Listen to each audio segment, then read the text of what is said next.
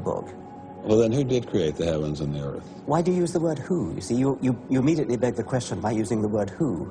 Well, then how did it get created? Well, by a very slow process. Well, how did it start? Nobody knows how it started. We know the kind of event that it must have been. We know the sort of event that must have happened for the origin of life. And what was that? It was the origin of the first self-replicating molecule. Right. How did that happen? I told you we don't know. So you have no idea how it started? No, nor has anybody. Nor has anyone else. What do you think is the possibility that intelligent design might turn out to be the answer to some issues in genetics or in evolution? It could come about in the following way. It could be that at some earlier time, somewhere in the universe, a civilization evolved by probably some kind of Darwinian means to a very, very high level of technology and designed a form of life that they seeded onto perhaps this planet. Now, that is a possibility and an intriguing possibility. And I suppose it's possible that you might find evidence for that if you look at the details of biochemistry, molecular biology. You might find a signature of some sort of designer. Wait a second. Richard Dawkins thought intelligent design might be a legitimate pursuit? And that designer could well be a higher intelligence from elsewhere in the universe. Well, but that higher intelligence would itself have had to have come about by some explicable or ultimately explicable process. It couldn't have just jumped into existence spontaneously. That's the point. So Professor Dawkins was not against intelligent design, just certain types of designers, such as God. So that at some point, certainly, we all asked, well, which is the best argument you've yet come up against from the other side? And I think every one of us picks the fine-tuning one as the most intriguing. The Goldilocks. Yeah. Yeah. Okay. Fine-tuning the 1 degree, well, 1 degree, 1 hair different to nothing. But even though it doesn't prove design, doesn't prove a designer, could all have happened without it, you have to spend time thinking about it, working on it. It's not a trivial. We all say that.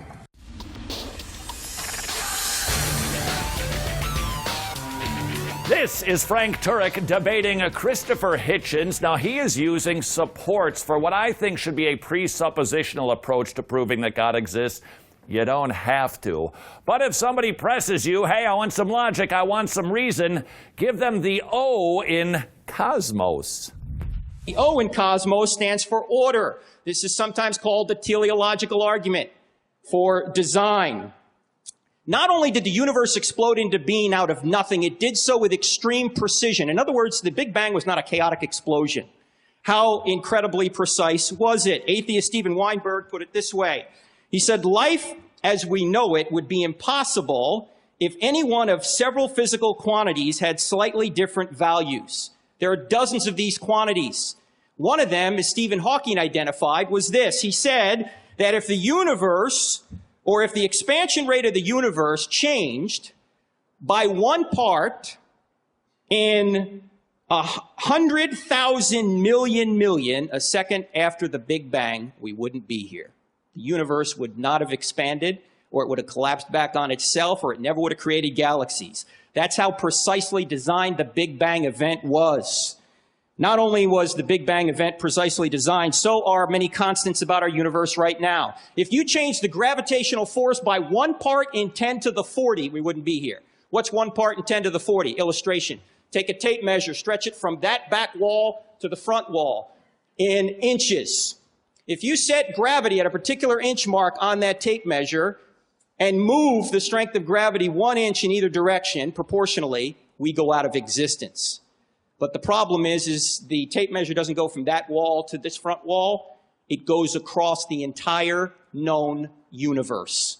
You change gravity that much in the entire known universe, we don't exist. Do you know where time lives? You're thinking, no, it's kind of stupid. Time doesn't live any place. And that's exactly correct, because time isn't anything. It is simply a descriptor for how long it takes for an event to happen. Do you know where chance lives? Of course not. It doesn't have an address or a zip code, because chance, too, is nothing. It simply describes the odds of something taking place. So time is nothing. Chance is nothing. You add time to chance, like so many people would like to explain why we have such an organized, beautiful system, and you still get nothing. Order proves that there is an orderer. So I want to suggest this, that far from atheism delivering an adequate explanation for morality, it dissolves it. And it's a problem that's been around for centuries. How can something mindless and impersonal like the universe impose a sense of morality upon us? The Dostoevsky was very perceptive, and I've had many Russians agreeing with me when he said, if God does not exist, everything is permissible. He's saying that the foundations of morality are removed, and Nietzsche predicted exactly the same thing. So I find that trying to get morality elsewhere is something that is doomed to destruction. I do not think the answer is atheism, though I agree with much of the criticism that Richard makes of religion. I think the book, The God Delusion, gives the game away in the dedication at the front of the book to Douglas Adams, where he says, isn't it enough to see that a garden is beautiful without having to believe that there are fairies at the bottom of it too? Now, you do a brilliant job at getting rid of the fairies, though it must be said that most of them didn't believe in them anyway. But when you see the beauty of a garden, say in New College in Oxford, do you believe there's no gardener or no owner? That its sublime beauty has come about from raw nature by pure chance? Of course not. For gardens are to be distinguished from raw nature by the operation of intelligence. And what you're doing in your book, I think, is presenting us with an obviously false set of alternatives. Either we take gardens on their own or the garden plus fairies. But they don't appear on their own. They have gardeners and owners. So does the universe. You say there's no evidence of God, and yet your very description of the universe as a garden bears witness that the evidence is all around you. Atheism, ladies and gentlemen, is not only false, it contains no message that deals with the central problem of human rebellion against God. History is littered with attempts to build a godless utopia, each one of them based, as the book of Genesis suggests that they would be, on a denial that God has ever spoken or even that he exists. And I would remind you that the world that Richard Dawkins wishes to bring us to is no paradise except for the few. It denies the existence of good and evil. It even denies justice. But ladies and gentlemen, our hearts cry out for justice. And centuries ago, the Apostle Paul spoke to the philosophers of Athens and pointed out that there would be a day in which God would judge the world by the man that he had appointed, Jesus Christ, and that he'd given assurance to all people by raising him from the dead. And the resurrection of Jesus Christ, a miracle, something supernatural, for me constitutes the central evidence upon which I base my faith, not only that atheism is a delusion, but that justice is real and our sense of morality does not mock us. Because if there is no resurrection, if there is nothing after death, in the end the terrorists and the fanatics have got away with it. Okay. Thank you.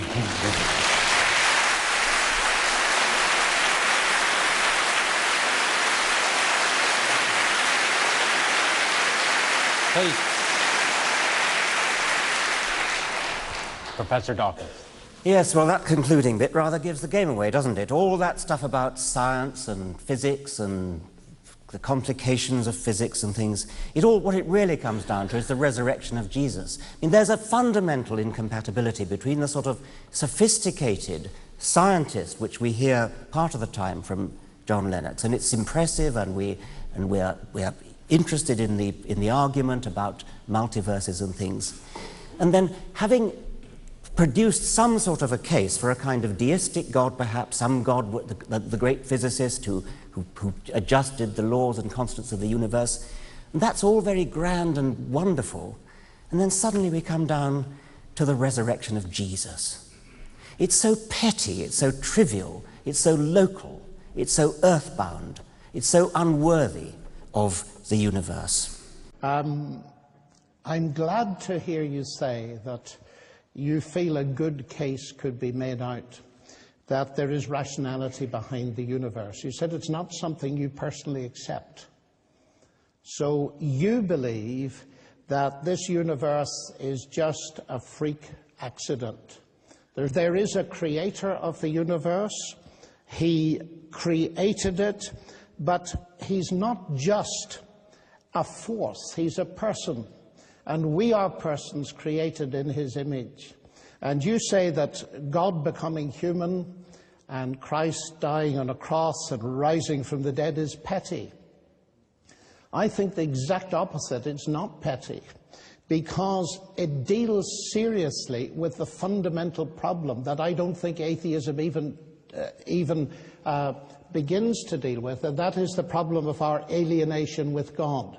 Of course, tonight we're pleased to be hosting Oxford University's mathematician, Professor John Lennox, and acclaimed journalist Christopher Hitchens, in what I'm sure will be a memorable evening for all of us. We are now pleased to be hosting a very high-profile event on a very important topic. Indeed, what topic could be more important? Now, I'm guessing that tonight I'm not speaking to a largely or predominantly Muslim or Jewish audience. If I was, believe me, I would try and find a way of unsettling you. I'm guessing that those of you who are believers are probably of the Christian kind. As you know, the atheist position is the following, that of the many hundreds, if not thousands, of gods and religions that humanity has invented in its time, we have three, roughly, and only three, not roughly, only three alternatives in considering them. One is that all of them are true. One is that all of them are false, and the other is that only one of them is true. The first proposition is self-evidently absurd. They can't conceivably all be true. Indeed, that all are false seems at least possible. That only one is true is the position, say, of my opponent, Dr. Lennox, I think must be the hardest single position to take. To the design in the universe and so on, and says, why this one God? My answer to that, ladies and gentlemen, is very simple. I have to decide that like I decide everything else, on the basis of the evidence. And the evidence in the case of the life, death, resurrection of Jesus Christ has convinced me that he is God incarnate. So I base my faith on that evidence. And of course, each one of us must make up our own minds.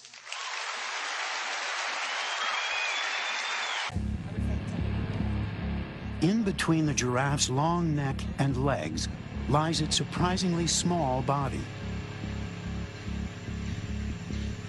Packed into a compact chest, its vital organs need to power this giant of an animal. But how? The problem is that a big animal like this needs a lot of air to provide the oxygen. Compared to us, we take in about half a liter of breath.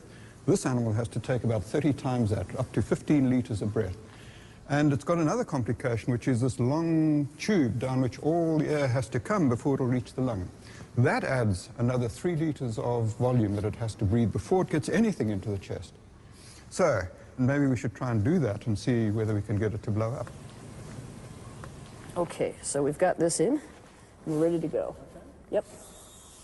Whoa, look at that. Look at that. That's dramatic. Wow. Okay. Dramatic, and listen to the people inside of the little lab there from National Geographic. Wow, that's amazing. That's incredible. And you and I, dear Genesis believer, are going, what an amazing designer, because of the amazing design. Apparently, that's sort of what they must be thinking too. It's truly spectacular. This would have been the dome where the diaphragm was and the stomach. Keep going, a little bit more. We're going to hit the sharp edges of the ribs, Graham. That's okay. And the ribs would have been like that, and so you can see that the lung bulges up into where the ribs would have been, and it fills this whole space every single time it breathes. That's what it has to do. So that's the shape of the diaphragm, essentially. Yeah, that's exactly right. Underneath, that is extraordinary. And then when you breathe out, this stuff is full of elastic tissue. And so when you let the air out, you'll see that the lung just collapses. We're not sucking air out of it now, it just collapses on itself as the elastic tissue that we stretched contracts down and expels all of that air. That's so amazing. Okay, that's so amazing. That's so extraordinary. That's so miraculous. It's running, though. This is at rest. You've got this huge animal that must require masses of energy to be able to run, to shift such a giant. Yes. It's going to breathe faster, but is this an animal that tires really quickly? Because it's just simply not an athlete. But how does it take in more and to expel it more quickly is a kind of mystery, because these ribs are very stiff. It's not as if they can lift their ribs the same way as we can. And it's probably related to movement of the intestines up and down against the diaphragm as they gallop. So when they gallop and put their front feet on the ground, when the front feet hit the ground, all of these intestines hit against the diaphragm. And that pushes the air out. And then when they go on, rock onto their back legs, then the intestines move back, and of course then the diaphragm can contract quite easily. So this is a piston? This is a piston. Beautifully done. Couldn't be more beautifully designed. Evolved. Out of the mouths of humans. Kind of obvious, isn't it? You've got this amazing design. Duh! Amazing designer. And even an evolutionist like this can't suppress that obvious truth. It kind of comes flying out once in a while, doesn't it? I have a question for you, sir, if you happen to be watching right now. Which came first, the lung that needed protecting or the ribs to protect it? Because I'm just kind of curious, if the ribs were there before it had something to protect, why would they have ribs? And if they didn't have ribs until after that lung, which is clearly kind of soft and vulnerable, wouldn't the giraffe have, I don't know, gone extinct? I'm just kind of curious that way. By the way, was the lung there before that long tube to get it up to its mouth to get the air down, or was the tube just sitting there waiting for the lung? I'm just kind of wondering. Or is it possible that it was all there together in an instant by the power of God himself, who spoke it into existence by the power of his word? I'm just kind of wondering. Kind of funny, isn't it, that an evolutionist even once in a while just, oh, it's clear there's a designer. But evolution continues these days. Why? Because we got to suppress the truth and unrighteousness. If we can come up with a scientific theory to prove that God doesn't exist, then Voltaire style, voila, we can live any way that we want to. And so it is, they've concocted this idea called Darwinian evolution. And as we explore in this little DVD, available at wretched.tv, ideas happen to have consequences. Well, interestingly, the eugenics program was considered very progressive, very scientific. It was considered very mainstream among psychiatrists, physicians by the early 20th century in the United States, which is why there was this compulsory sterilization legislation, not only in California, but in many other states as well. Indiana was actually the first state to have compulsory sterilization law in 1907. But before that time, of course, the ground had been prepared. Francis Galton is considered the founding father of the eugenics movement back in the 1860s, when he wrote some articles that culminated in a book that he called Hereditary Genius. And part of the idea behind behind Hereditary Genius came to him while he was reading his cousin's book, The Origin of Species. Galton was Darwin's cousin.